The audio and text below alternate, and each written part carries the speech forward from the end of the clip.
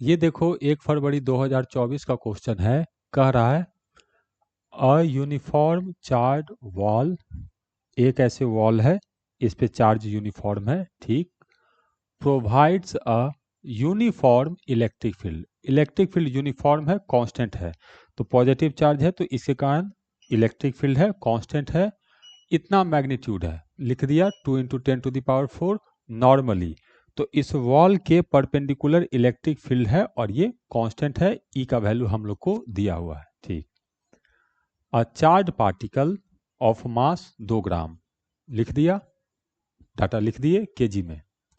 Being suspended through silk thread of length 20 centimetre, एक silk thread है, इसका length है 20 सेंटीमीटर, लिख दिया।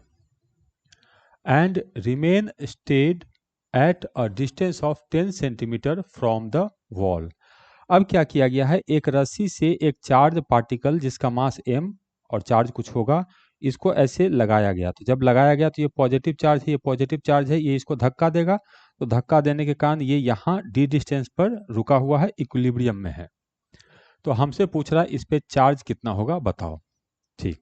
क्वेश्चन समझ में आ गया। अब क्वेश्चन को कैसे बनाएंगे इसको देखते हैं। d का वैल्यू हम लोग को दिया हुआ है 10 सेंटीमीटर, तो d = 10 × 10⁻² मीटर। अब ये यहाँ पर इक्विलिब्रियम में है, मतलब टोटल फोर्स इस पे 0 होगा, तो mg तो लगेगा वो नीचे की तरफ, तो mg नीचे की तरफ लगेगा, लगा दिए, ठीक है। अब ये पॉजिटिव चार्ज है और इलेक्ट्रिक फील्ड है x एक्सिस की तरफ, तो पॉजिटिव चार्ज पे फोर्स इलेक्ट्रिक फील्ड के डायरेक्शन में लगता है, तो इस पे फोर्स +x डायरेक्शन में लगेगा, तो +x डायरेक्शन में फोर्स लगेगा।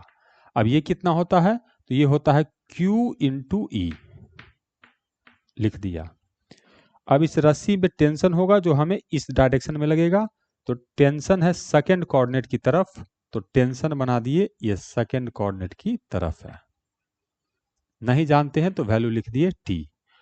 अब ये थ्रेड वर्टिकल के साथ थीटा एंगल बना रहा है, तो ये टेंशन भी, टेंशन का डायरेक्शन वर्टिकल के साथ थीटा एंगल बनाएगा। टोटल 3 फोर्स हैं, तीनों फोर्स हमने बना दिए।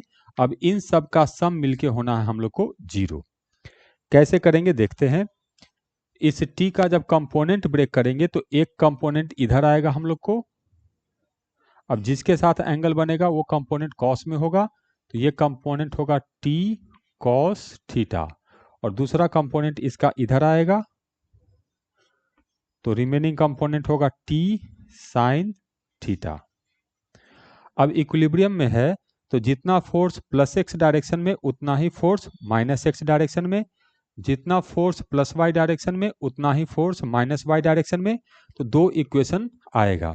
इक्वेशन लिखते हैं, तो t sin theta equal to QE, equal to Q × E, एक इक्वेशन हो गया। t cos theta equal to mg, t cos theta equal to mg, ठीक है, ये हो गया हम लोग को।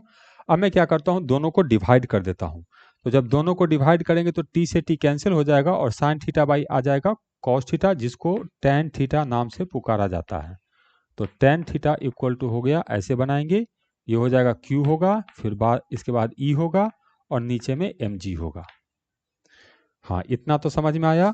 तो Q कितना होगा, ये हो जाएगा हम लोग को mg tan theta divided by E।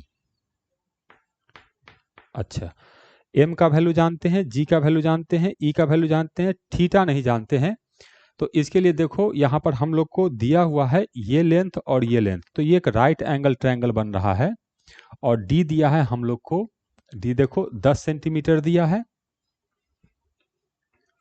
और ये लेंथ दिया है हम लोग को 20 सेंटीमीटर। तो ये परपेंडिकुलर हो गया, ये हाइपोटेनस हो गया, तो हम साइन थीटा यूज करेंगे, तो sine theta equal to 10 divided by 20 1/2, इसका मतलब थीटा जो है वो आ गया हम लोग को 30 डिग्री। तो tan थीटा करेंगे तो tan थीटा तो हम लोग को आ जाएगा 1/√3। अब सारा डाटा दिया हुआ है, इसमें पुट कर देंगे, वैल्यू आएगा, जो आएगा वही हम लोग का आंसर होगा। तो कैलकुलेट करके देखते हैं कि ये कितना आता है। तो इधर कैलकुलेट कर रहे हैं, देखो यहाँ पर कैलकुलेशन यहाँ पर कर रहे हैं। m का वैल्यू है 2 इंटू 10⁻³ तो 2 इंटू 10⁻³ g का वैल्यू 10 हो गया, ठीक, डिवाइडेड बाई e, तो e है 2 इंटू 10⁻⁴ तो 10⁻⁴ हो गया, और tan थीटा लिखेंगे तो 1/√3। अब देखो ये तो ये पूरा कट गया, तो ये आ गया हम लोग को 1/√3। तो हमें पता चला Q इक्वल टू आया यहाँ से 1/√3। तो कुछ ऐसा कह रहा है। अब ये माइक्रो कूलम, तो माइक्रो कहाँ से आ गया? अच्छा नहीं, कुछ गलत हुआ है, एक जीरो कट जाएगा, 10⁻⁻6 होगा। हाँ 10⁻⁻6, हाँ तो 1/√3 माइक्रो कूलम। तो ये x का वैल्यू आ जाएगा हम लोग को 3।